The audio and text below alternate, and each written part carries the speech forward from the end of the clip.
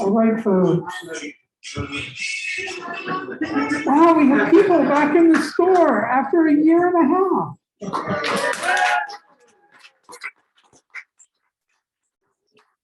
Thank you. Thank you for coming. Thank you for wearing your masks. Thank you for letting us continue to do live events by wearing your masks. So I don't even know what to say. I haven't done this in so long. I've forgotten what my spiel is. I'm sure I have a spiel. Oh, Martin's glad I've forgotten my spiel. Yes, thank you, Martin. I know most of you don't know who JT is. You know, you're not really sure of why you're here and what he's going to be talking about. And for that reason, I'm going to tell you just a couple of things about him, and then we'll turn everything over to him. So if you haven't been to a reading in a year and a half, and who the hell has, live and in person, JT will read for a little bit, and then we'll take questions, and then he'll be signing books right over here. You can get your books up front and bring them back here, and he will personalize them, which automatically makes them worth twice as much. We are also streaming this on Zoom for the first time. So I'm a little edgy about technology, but hopefully that will work for all the Zoom folks at home. So JT's fiction debut, American Gothic, won the Nielsen Literary Prize for the first novel. I didn't write down what year that was. What was it? 2015? Yeah. He's had notable essays in both the 2019 and 2020 Best American Essays. He's the fiction editor at Monkey Bicycle, and if you've never visited the Monkey Bicycle site, you really ought to. It is full of just amazingly cool stuff. And he's a contributing editor at LitHub, where he does an ongoing column about audiobooks, and is quite a connoisseur of audiobooks, I think. And he teaches at A&T University. So please welcome JT Hill.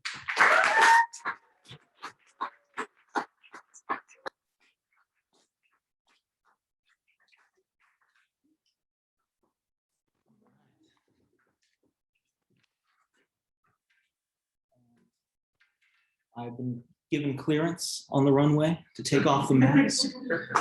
Feel like an adult film actress. Actor, Freudian slip. Very good. And everybody, thank you so much for coming out, coming down. Multiple people here have traveled between 4 and 6 hours. So those of you who are just watching on Zoom, I thank you for joining us as well. And if anything goes wrong and you need to stop me, Steve, feel free. But I'm going to talk a little bit in between reading selections from Blind Man's Bluff. And it's a weird feeling. I'm a lot less nervous, probably because I've probably had beers with most of you before. But it's, even with Academy Gothic, which had a legally blind protagonist, I was at that point in my life no longer hiding the blindness that this book centers around. There's still not entirely a complete comfort, I guess. I don't think in the early readings for that book tour that I explained my reading method, which I will explain to you when I get going here. And I think largely that was due to nerves of trying not to talk as much as possible, but I didn't come close to throwing up today. And it's amazing how much more comfortable you are when you're not hiding the most salient part of your personhood to the general public. So what I do is I put earbuds in, and I have my pre-recorded voice and my book player here. And so I will be, chasing that voice a quarter second behind. And I didn't know that, one of the things about being in denial about your blindness and trying to hide it for so long is you lack a sense of community with other blind people and blind artists and blind writers. And I've become friends with a blind writer named Leona Godin, who has written a very important and fun and comprehensive book this summer called Their Plant Eyes, A Personal and Cultural History of Blindness. And so we were talking about, because she did her own audiobook, and I'm not doing my audiobook, and I'll talk a little bit about that later, but she said, oh, you mean the Cyrano method? I was like, oh, it has a name. I don't know if she came up with that, but Cyrano de Bergerac whispering what to say in the ears of Roxanne Suter. And so that's essentially what it is. And so my earbuds will be in there, and I'll say a little bit, but I've kind of tried to pick pieces that are self-explanatory and in context. And I have 2 pieces of blank paper here, which back in the day was like my prop, like I hope they think that I'm reading. But right now it's like, it's easier to focus on this than the, weird shapes and colors that, are your heads. You guys are slightly distracting, whereas this is just, emptiness. And I can focus on that. So I'm going to read from the prologue, which is fairly short, and we'll take it from there.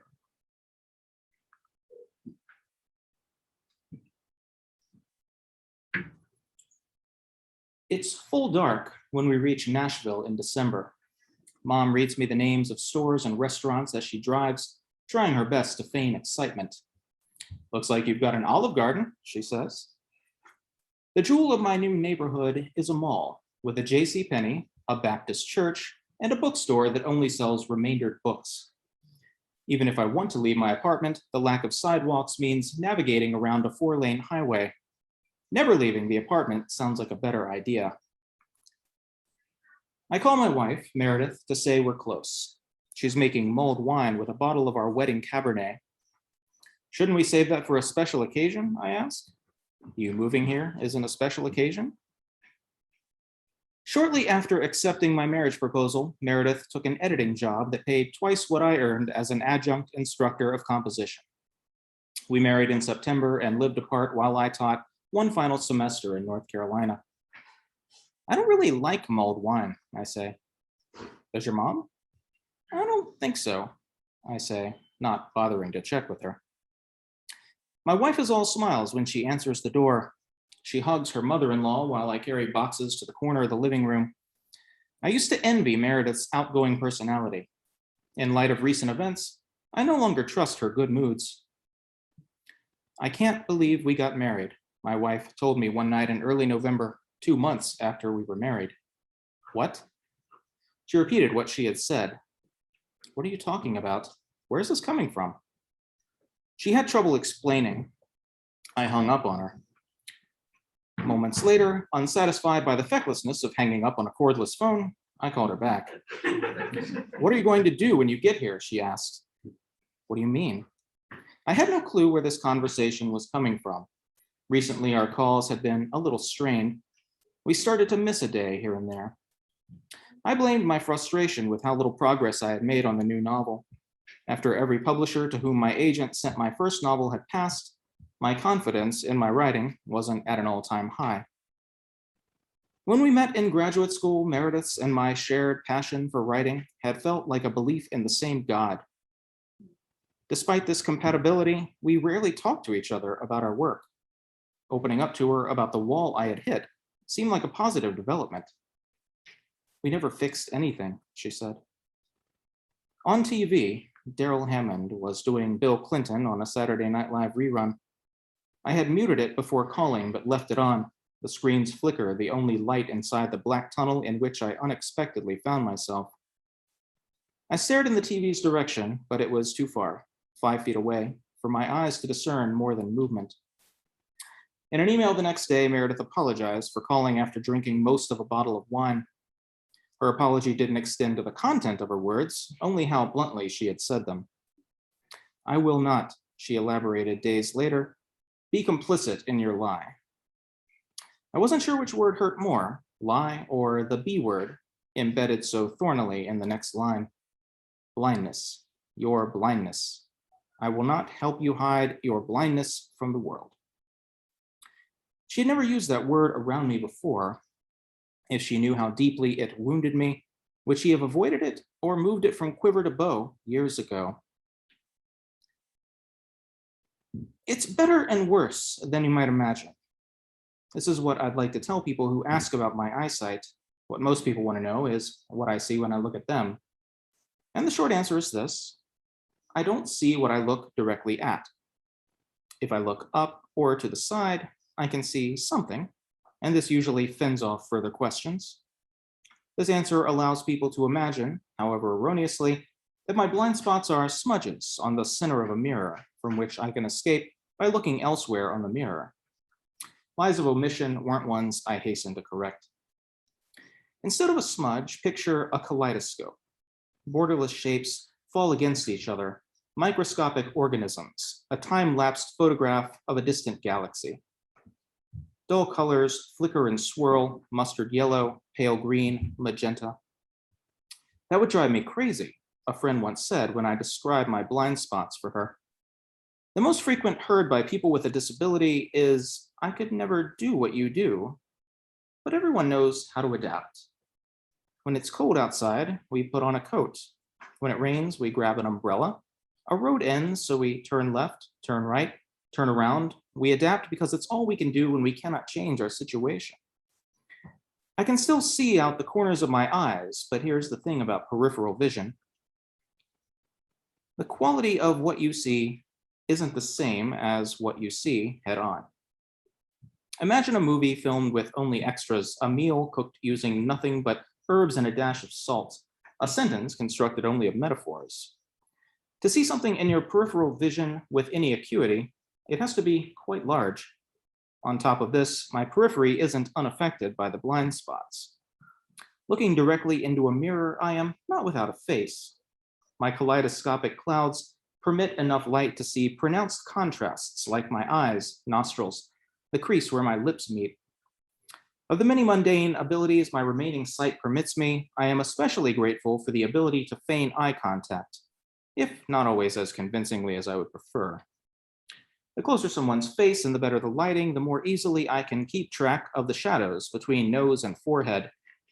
A few inches from the mirror, I can gauge with some accuracy if all the coffee I've consumed has stained my teeth, style my hair, ponder the accuracy of a girl who told me when I was 20 that I kind of look like Ben Affleck, which might or might not have compelled me to defend the actor's sometimes problematic career choices for the next 2 decades. Argo was okay, right? No. Funny. Wow, this thing's like collapsing. The funny story, you get, when you publish a book, you get rounds of notes from editors and my assistant editor, my editor's assistant rather, who was brilliant, named Zarina Patois, who's no longer her assistant, just went on to a bigger opportunity. But they would occasionally put little notes here and there as jokes, as editors and writers will sometimes do to keep it interesting. And so Zarina in one round wrote in the margins, I'm not sure how anybody could defend Ben Affleck. And that actually, even though it was a joke, inspired me to add the sometimes problematic to that sentence. So it was still a really good edit, even though it was not intended as such. So there's a little bit more of the prologue here, just a short piece. When our emails finally reverted back to phone calls after our argument, I asked the only question that seemed to matter. Should I move to Nashville? I had already given notice to my employer. For the past 4 months, I had slept on an air mattress and eaten off chipped plates that I planned to donate to Goodwill. Meredith's hesitation felt like an answer. She asked what I thought. I think your answer is more important than mine. Another pause. If you don't, this doesn't have much of a chance, does it? That isn't a yes. then yes. It wasn't the starry tone with which she had uttered that word when I slid an engagement ring around her finger, but it was better than no. Meredith and I barely speak while we finish unloading the car. A Christmas cartoon blares on the TV. Meredith asks Mom if she wants to try the mulled wine. There's also pumpkin bread. I step into the bathroom with my coat still on. The bathroom has 2 doors, one leading to the hall and one to the bedroom. I lock both of them and bury my face in a bath towel. After a few minutes, I pull myself together. How apparent will it be that I've been crying? I study the blurry face in the mirror. If I stare at things long enough, I like to tell people, they eventually come into focus.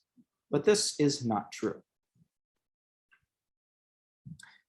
And so that's the prologue that is obviously later in the timeline. But everything else in the book after this is chronological. And so I'm going to skip ahead from the onset of the blindness. If you guys have questions on anything I'm not telling you, because this is my first event and I have no idea what kind of context might be necessary. So there will be Q&A, like what is the condition? But hopefully that's sort of generally clear, maybe.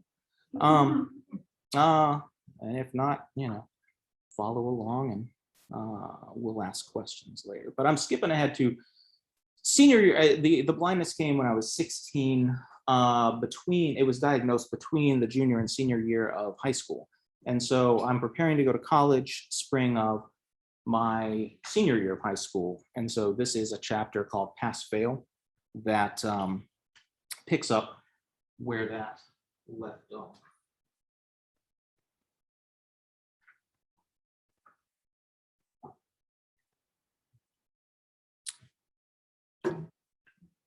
The director of disability services welcomed us into his office with a smile and a moist handshake. My parents scheduled the appointment to discuss my transition from high school to the giant state university I planned to attend in the fall. Less than a year had gone by since the permanent burnout of my optic nerves.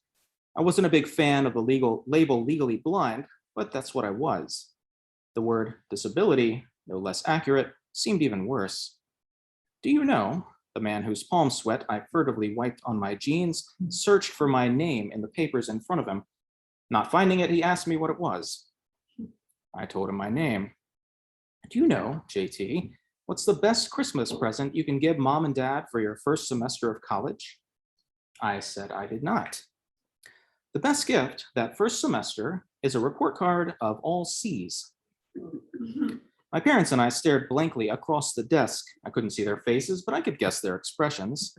As it happened, I had given them a similar present a couple of years ago, and they would have been grateful for the gift receipt. College is a hard adjustment, the director said. Once you have that first semester under your belt, then you can start thinking about B's, maybe even some A's. Which dorm should he stay in, Mom asked, changing the subject. To my parents, despite my underwhelming B average, I remained the prodigy from elementary school who had been declared gifted and moved ahead a grade. Our blind students stay in the downtown dorms.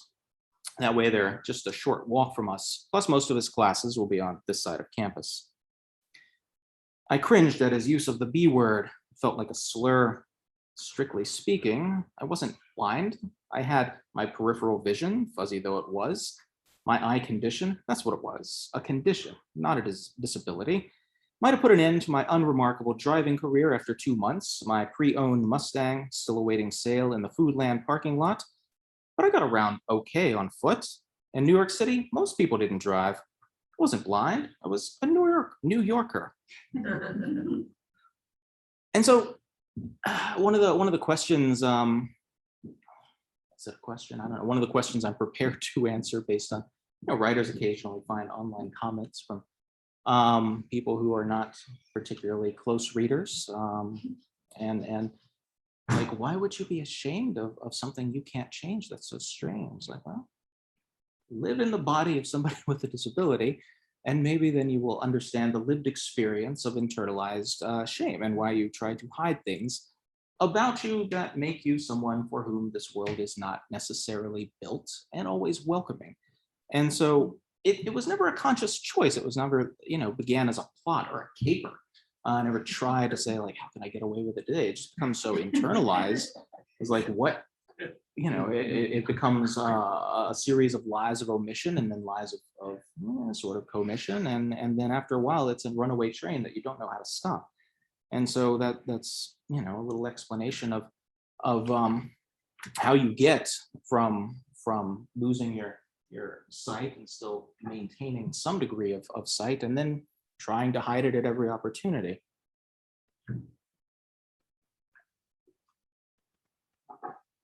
So we're skipping ahead. How far are we skipping ahead?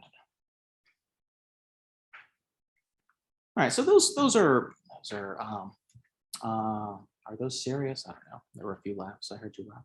It's the most laughter I've heard since a sitcom for the past year and a half. And I'm going to skip way ahead. There's a reason I'm not rating super emotional stuff here. Don't want to cry on camera.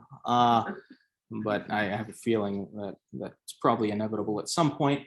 But I'm skipping ahead to the chapter later in the book about dating online, which will be clear enough. How that got to a straight line, I don't know. So this chapter is, maybe it's my favorite chapter. It's the next to last chapter, and it's called Dating Tips for Those Still in Denial About Their Disability. And it's written like there are three total chapters in the book that are written in second person, you instead of I, which is a very obviously, I did it and Norton let me do it. So obviously it's a deliberate choice. Those are the times that I felt most unmoored, most confused, most disconnected from a sense of self. And so that's the explanation for the second person in those three chapters. And this chapter is set up as a list, but I'm not going to read the entire 20-some count list. I'm going to skip here and there, and you'll be able to follow just fine. I'll start with number 4. Try a little harder to be alone. You don't have to be in a relationship. People throughout history have lived fruitful, wonderful lives without the romantic love of another person. This is what you tell yourself as you authorize eHarmony to debit your bank account $30 a month for the next 6 months. It's something to do, a way to extend your social circle. This is what you tell yourself as you complete your profile on the dating site whose TV ads taunt you with happy banter between married couples who met on the site. The only pictures you have of yourself are on a DVD of wedding photos, probably not the most appropriate for a dating profile. Jenny provides some group pictures from recent years and has you smile for a headshot. You're curious if you manage to look directly at the camera, but don't want to ask. Don't want it to matter. Privately, your ex-wife, spoiler alert, instructed the wedding photographer to make sure you weren't looking off to the side. A dating profile is, if not exactly a lie, a carefully constructed press release. How should you say you've been legally blind since you were 16? You could try to hide it, as you've done for so many years, but passing for sighted, you're finally able to admit, hasn't worked out as you hoped it would. In trying so hard not to be different, you've been a poor attempt at ordinary. You type a few sentences about your disability in the Other Things About Me section. Hours later, you shorten what you wrote to a single sentence. Finally, you delete it altogether and click save. 5. Typing is not dating. Within hours of completing your profile, multiple women initiate communication. This is encouraging for many reasons. Someone bold enough to make the first move might be okay with a man who can't drive. The first round of communication consists of 5 icebreaker questions so innocuous as to be virtually useless. One, for example, asks, "How often do you like to laugh?" The multiple choice answers range from, "I like a good joke from time to time," to "I crack myself up You're a little surprised, perhaps disappointed in yourself at how much physical appearance factors into your early decisions. For your entire adult life, you've dreamed of the mythical love at first sight, of superficially picking a young lady out of a crowd, a bar, a bookstore. You've always had to go in reverse, getting to know someone before getting close enough for a thorough look at her face. This sounds romantic on paper, but let's face it, this method hasn't served you well. When you can't get a look at someone, which is most people you're not kissing, your mind has filled in the blurs from the finite gallery of faces you encountered before you lost your sight. Now you can hold your magnifier against the computer screen and evaluate, inaccurately, but with less guessing than in person, physical beauty. If someone's profile pics bear little resemblance to her actual appearance, your letdown won't be any different from sighted people deceived by flattering lighting. Are you being too shallow to not respond to the woman in what is either a purple kimono or a sorceress costume who looks like your 8th grade journalism teacher? Perhaps, but how much compatibility can there be with a woman who has answered beneath "last book I read, I don't really read"? Her use of 2 exclamation points will unsettle you for some time. The same shallow impulse pushes you to respond to a nurse in her 20s named Soledad. Her primary profile pic seems to have been taken 2 hours after sunset from at least 20 yards away, but you've always had a thing for the former CNN anchor Soledad O'Brien. After trading lists of traits you're looking for in a partner, comes the exchange of open-ended questions. You try not to judge typos or poorly worded answers. The last thing you're looking for is another writer, but you can tell a lot from the word someone uses. Soledad's use of tee-hee, for example, after sentences that don't strike you as attempts at humor, hint at a deep incompatibility. One can also tell a lot from what isn't said. One of your matches, for example, might infer something like denial from the omission of your blindness from your profile. She might also deduce from such an admission that it's not a big deal, or doesn't have to be. For someone who's supposed to be good with words, you still can't find the right ones to tell strangers who you are and who you are not. 6, keep an open mind. Every woman with whom you interact seems to possess one flaw that, like a loose thread, causes your hypothetical future together to unravel. The tall, red-haired marketing executive with a photo of herself on roller skates loves to read novels whose covers have puffy letters, the kind they sell at airport newsstands. For ambiguous emphasis, she adds a punctuation smiley face. The veterinarian has 3 dogs, which seems like one too many for a single person. The accountant who loves 80s music, that sounds promising, has an odd way of spelling her otherwise common first name. And why is she sitting on the lap of the dapper fellow captioned "best friend" in the last photograph? Too many exclamation points in a profile? Pass. Note, 2 exclamation points are too many exclamation points.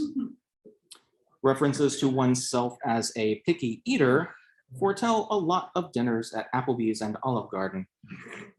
Mentions of a love of dancing, when the age listed is over 24, suggest a freer spirit than you might be able to wrangle in your 30s. You don't rule out anyone who wants children, a question so important the site puts it beneath everyone's age. Your ex-wife did not want kids, but days before you left Nashville, she told you maybe she did want kids, just not with you. A long silence followed. Both of you knew what she meant.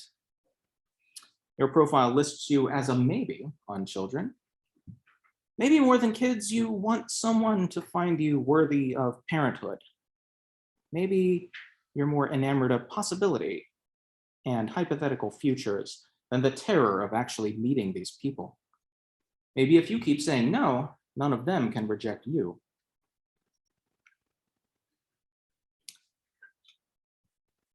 And in the words of Ferris Bueller, this next piece is dedicated to a young man who doesn't think he's seen anything good today.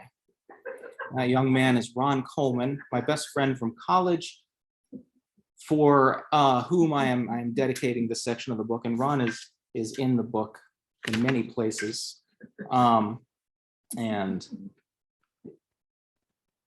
this is another one of my favorite chapters. And as I told everybody who's in the book, is like, how was I portrayed? Well, if you have to ask, you know. So nobody who's actually in the book has asked me that question. But I was like, well, you get to keep your name. So, you know, you come off pretty good. I didn't change your name.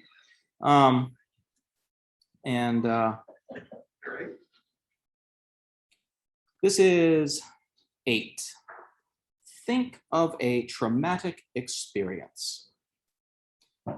Inspired by the film Sideways, Ron suggests the two of you go on a guy's vacation through wine country. Like the characters in the film, you and he were the best man at each other's weddings, but Ron remains happily married. You, on the other hand, remind yourself a little too much of the divorced, unpublished novelist played by Paul Giamatti. Perhaps Los Angeles would be more festive. A few weeks before your trip, Ron stumbles across a New Yorker article about the Church of Scientology's Celebrity Center, a turreted castle on 3 acres, once known as the Chateau Élysée. In Hollywood's golden age, regular guests of the architectural landmark included Errol Flynn, Carol Lombard, and Cary Grant.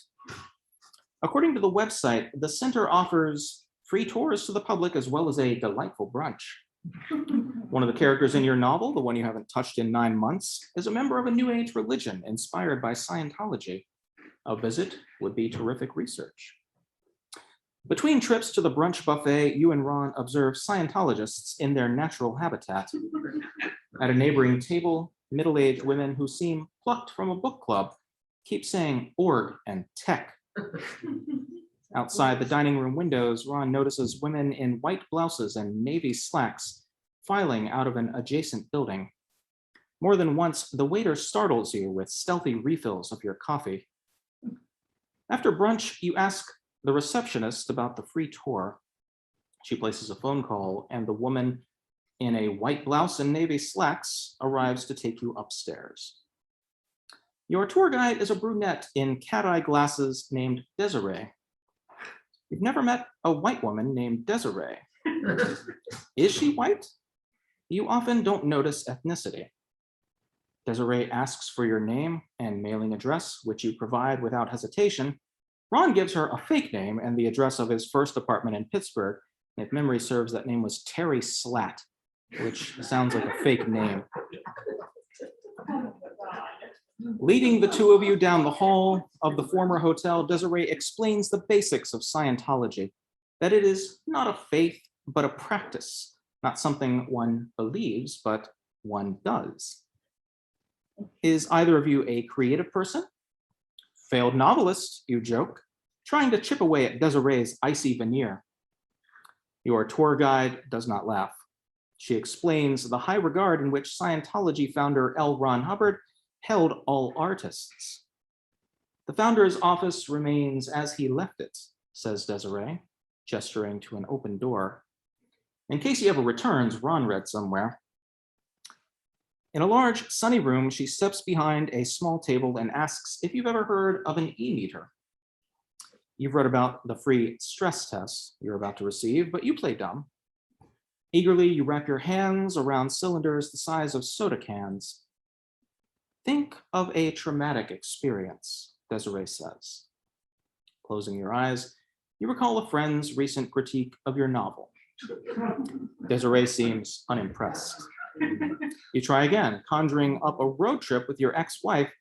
Unable to read the MapQuest directions quickly enough with your 22x magnifier, you were startled when she snatched the pages from your hand and, finding the exit number, tossed them in the back seat.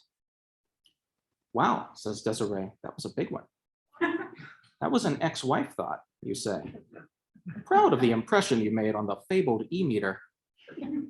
Care to elaborate? You laugh, pretend it's a rhetorical question. You don't mind telling strangers you're divorced. It's the other traumatic experience you'd rather not describe. To your mild disappointment, you are not whisked through a hidden doorway for hours of brainwashing. Tom Cruise, your boyhood idol, does not greet you with his booming, infectious laugh. Desiree leads you to their bookstore and tells you how to learn more about the church if you're interested. You're not ready to leave, but the tour is over. You remind yourself this was only research for your novel. On the way to the car, Ron checks his phone. I got it. Got what? Your picture with the e-meter. I had to angle it so she wouldn't see. Your head's cut off, but you can tell it's you.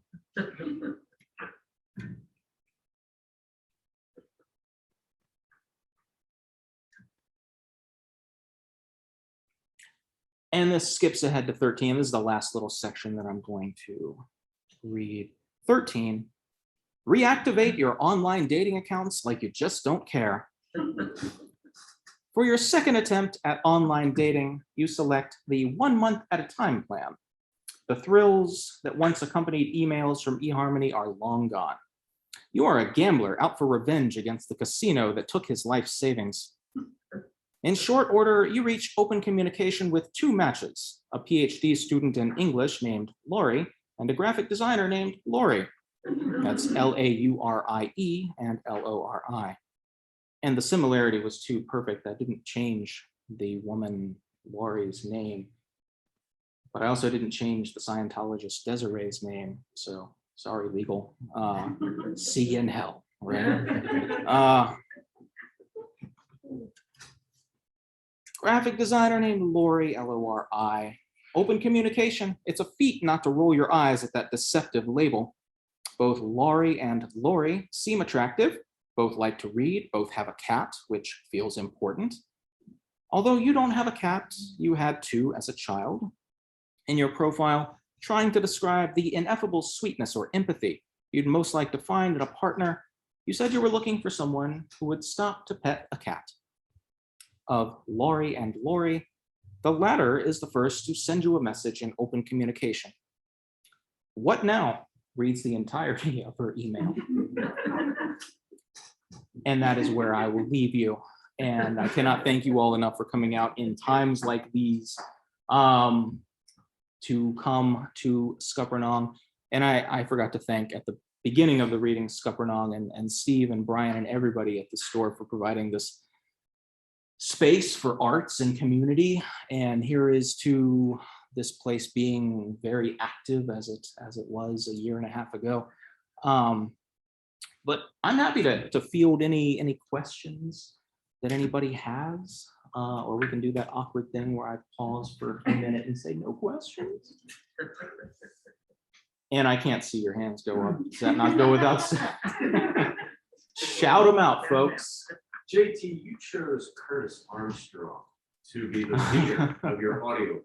Absolutely. Can you talk a little bit about that choice? Thank you. I was going to comment and forgot to build in a space. The audiobook, which will be out either Tuesday or tissue.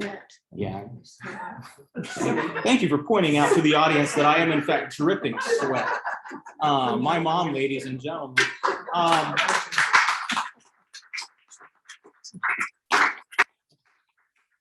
Who, to quote her an hour and a half ago, and I was not wearing this, but to quote her, is that what you're wearing to your book launch? It was not, in fact, what I was wearing to my book launch. The question, thank you. The audiobook, and I wrote about this in a piece earlier in the week for LitHub. I think it's called Why I Won't Be Narrating My Audiobook, which isn't to say I didn't try out because I felt an obligation for various reasons, and I was so grateful and relieved, excuse me, when I did not get the role of myself in the audiobook of my life. But I started to send the email and say, looking forward to the narrators that you send my way, the professionals, because I've only read audiobooks since 1993, or other text to speech. You know, I've read with my ears since 1993. Losing my sight when I was 16, most people who were born blind or developed it earlier will learn Braille, and I never did. And so my primary way of reading is my ears. And so it was extremely important to me to have an audiobook that I myself as a consumer would want to listen to or would feel confident captured the essence of the book. And I write about audiobooks on monthly basis and have written about them. And there's most of a chapter dedicated to audiobooks and you know, that sort of stigma that used to be associated with audiobooks, which is kind of a microcosm for the internalized shame of the blind. And it's like, yeah, there's sort of this other thing that you can do, but it's not as good as the real thing. And so it's kind of a microcosm for accessibility and disability. I think most of us at this point have stopped asking those questions, and audiobooks are generally by people who've actually read the brain studies seem to be working on the brain in the exact same way, or I should say as actively, if slightly differently from print. But the question, of course, is about Booger from Revenge of the Nerds, who has spectacularly read my audiobook, Curtis Armstrong. I encountered, I mean, obviously, I grew up with his movies, Better Off Dead, One Crazy Summer, Revenge of the Nerds, Risky Business, and those of you who are less old than me probably know him from Supernatural as the Metatron. Moonlighting, of course, he was one of the regular cast members of Moonlighting back in the day. I would never have thought of this actor to read my audiobook had I not encountered his work on an audiobook in 2019 called Wild and Crazy Guys: How the Comedy Mavericks of the 1980s Changed Hollywood Forever. And I was like, is that really Curtis Armstrong? And as he's narrating this book, is the amount of subtlety and nuance and able to deliver each line with its necessary weight and timing and pacing. And there's so much to narrating an audiobook well. And I was so grateful to say, like, I put so much work into this book. It took me 5 years to write, but it took me most of my life to tell the story. I was like, really? I'm gonna have to deliver, like, you know, an actor quality performance in the audiobook? Okay, sign me up, whatever. And so when that didn't happen, I just, looking forward to the professional narrators I wrote in the email. And then I thought, before hitting send, just throwing this out there, but Curtis Armstrong's work on Wild and Crazy Guys and explained why I loved his work on this audiobook. I doubt we can reach out to him, but this at least, you know, let you know the kind of narrator that I'm looking for. And 3 weeks later, I got the email back from my audiobook publisher that said, we were able to get Curtis, exclamation point. And it comes out in a week or two, either Tuesday or a week from Tuesday. I should know this, but I do know this. There are 2 separate dates on the 2 audiobook purveyors. One, Audible says next Tuesday, and Libro FM, which incidentally, if you're going to order an audiobook, you can order it through Scuppernong.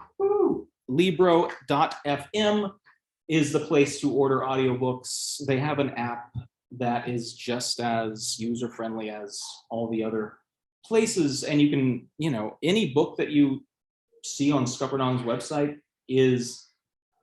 that's available in audio, it says buy the audiobook, and it takes you to Libro FM, and a portion of the proceeds go to Scuppernong. So I always felt guilty for not being able to support indie bookstores until Libro FM came along. And so their release date, I think, is August 17th.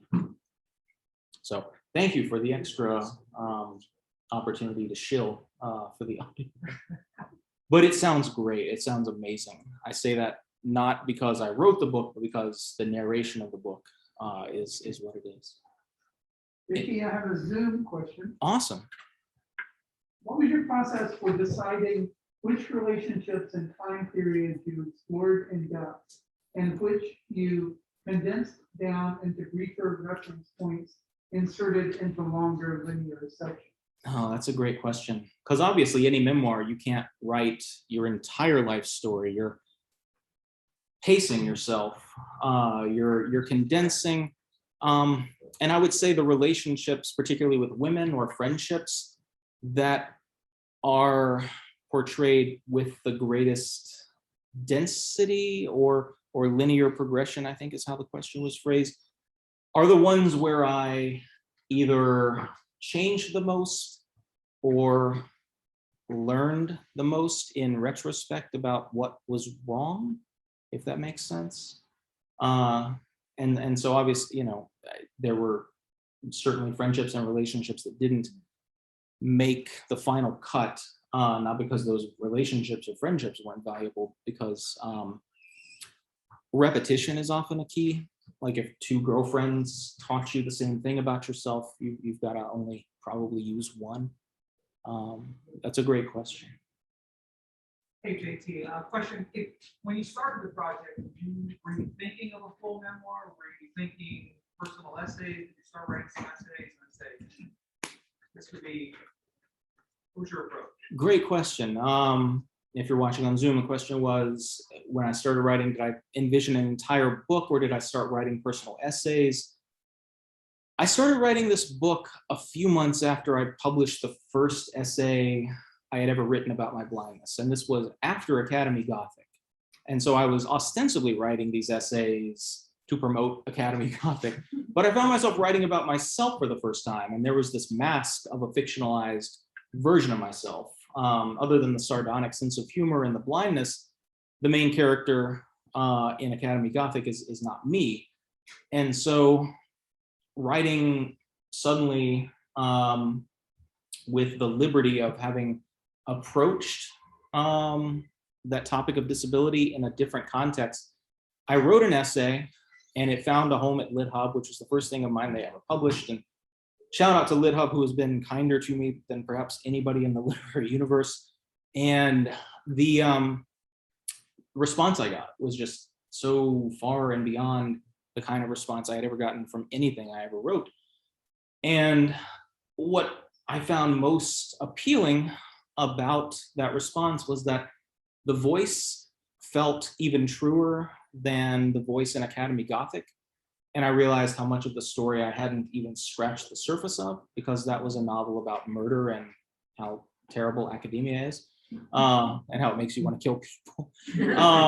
It was a tale of disability in ways, but that was a secondary element, I think, and that was almost a metaphor of the denial that academia is in. But the story that I found myself telling in nonfiction, it very quickly, to answer the question directly, it immediately became an idea for a full-length memoir.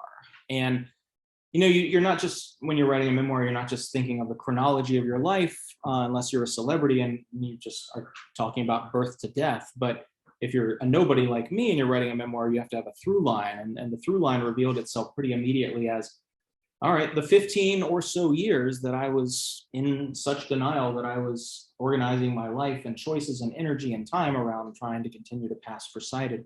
And so it quickly became a book organized around that through line. And thank you for that question. One more student question. Was shame what you described tonight the dominant feeling at age 16? Or were there a range of feelings and thoughts when you first recognized that you were losing yourself? Oh, that's a great question. Was shame the initial emotion, or were there others and shame the dominant? Yeah. I would have to say no, because when it happened so suddenly, I would say between March and summer is when the vision had pretty much settled into a facsimile of where it would end up. And it would deteriorate in small ways over the next couple of years, but not so much in a noticeable way. But the shame comes when you interact with people. And the shame would come when you are realizing that friends are suddenly acquaintances and acquaintances are suddenly strangers, and that people don't look for you and you can't look for them. And you realize that there's a tenuous tightrope of so many relationships. And if you don't have the energy to put into those relationships, and by energy, I mean sight, then it becomes an entirely different social landscape. And so the social element was definitely what eventually developed into shame. I would say more than anything, at first it was confusion. It was an attempt to, when something like that happens that changes your entire identity and worldview, I think what you're doing more than anything is just trying to find an equilibrium. And then when the vision continues to deteriorate, you have no equilibrium. There's no, you're just waiting for everything to settle down. And so those were the thoughts for the first year, I think. but the shame settled in pretty quickly after that. The shame was sort of what filled the vacuum once the vacuum went away, if that makes sense. Let me ask another question, JT, Yes. about related to shame, I think. How much anger have you had to suppress at different times in the whole process of you going blind and then having people who would respond like assholes? You know what I'm saying? I know exactly what you're Yeah. saying, and I love the question. And I love you, Kevin Rippon, for asking. No, I understand. Yeah, no, it's the anger was buried very deep. And when you bury anger deep enough, it emerges as shame. I think I think a lot of people call it depression, anger turned inward. And so it just manifests as depression. And weirdly, it wasn't until I fully started accepting outwardly and demanding. When you're an employee, more so than when you're a student, and I talk about this in the book in a chapter called The D Word.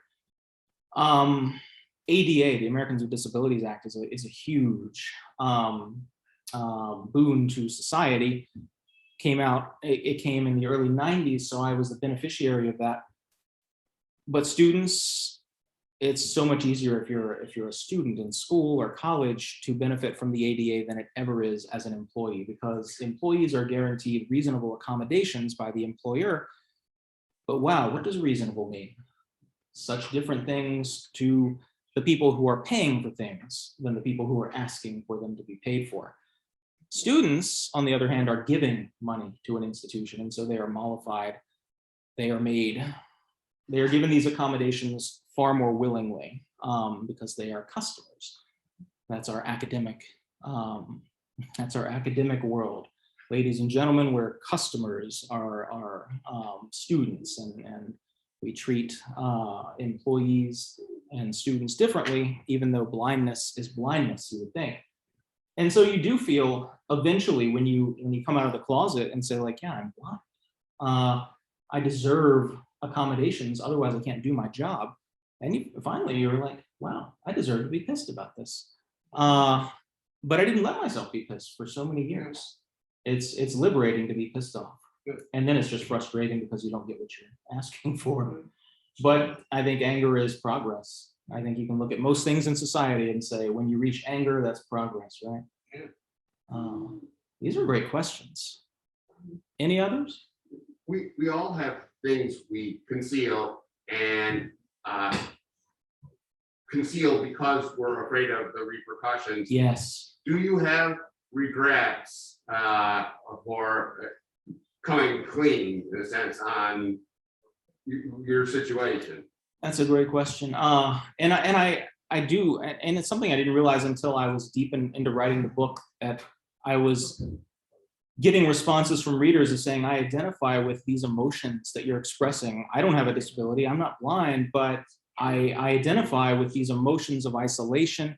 And also, we all, I think at some point in our lives, hide parts of ourselves that we're not comfortable showing even the people closest to us, because we're afraid of rejection, we're afraid of what that honesty will lead to. But the question you asked is, do I have any regrets about coming clean? Definitely not, because there's, and I think this is a line, it's either a line in the book or a line that I morphed into an interview. I'm so confused now because I've typed up so many things in the past few months. I forget what's in the book and what I said to somebody in an interview. But I think when we're hiding parts of ourselves, we're inhibiting relationships. And I think that when we stop concealing integral parts of ourselves, our relationships have the ability to deepen exponentially. And so that's why I would encourage people, you know, unless your secret is, unless what you're concealing about yourself is something that's harmful to other people. Was there no relationship that remained the same after you acknowledged your blindness? Was there no relationship that didn't change? I don't know. The people that I've been close to, who knew me from before and who know me now, I know I'm even closer to those people. the friends. I mean, obviously, romantic relationships ended. That's a good question. Relationships ended for their own reasons, related directly or indirectly to the denial. Because But you were saying before that some of the, since you couldn't seek out people, you were losing connections. you're talking about, yeah, in high school for sure. But I will say my two best friends remain my two best friends for many years. And then I think just like the way high school friends, because so much time has passed, I'm still close with one of my two friends from high school. And I write about him in a few places in the book. And as somebody I knew in high school, we were both just adolescent boys. He had lost his father that same year that I lost my sight. Neither of us talked about either loss, because that's what 16 and 17-year-old boys do. What is there to say? If there was anything to say, we certainly didn't know the words. But thank you for that question. One last question. One last question. So JT, you went Yeah. from writing fiction to writing a memoir. Yeah. How did you navigate decisions and ethics related to what scenes to share with the people who the scenes are about ahead of time versus, and I know a lot of the people who are here tonight, it sounds like, how did you navigate the ethics around telling part of your story that involves other people in your life? That's the $1 million question for memoir so many times. And as I learned, as my fair mother has made her way through early chapters, there are details she didn't realize I was relaying, which I didn't think were noteworthy at all. But as somebody else told me, we're all the heroes, we're all the protagonists of the small parts of other people's books that we appear in. And Mary Carr talks about how she shows her manuscript to everybody. Is that true? I've heard through the grapevine that maybe that's not as true as she says it is. But the other line, famous line from Anne Lamott, I'm paraphrasing, is, if you didn't want me to say that about you, you shouldn't have acted that way. But again, as I was saying at the very beginning, the people got to, it's so perfect that sirens are going off while I'm answering this question. Guilty.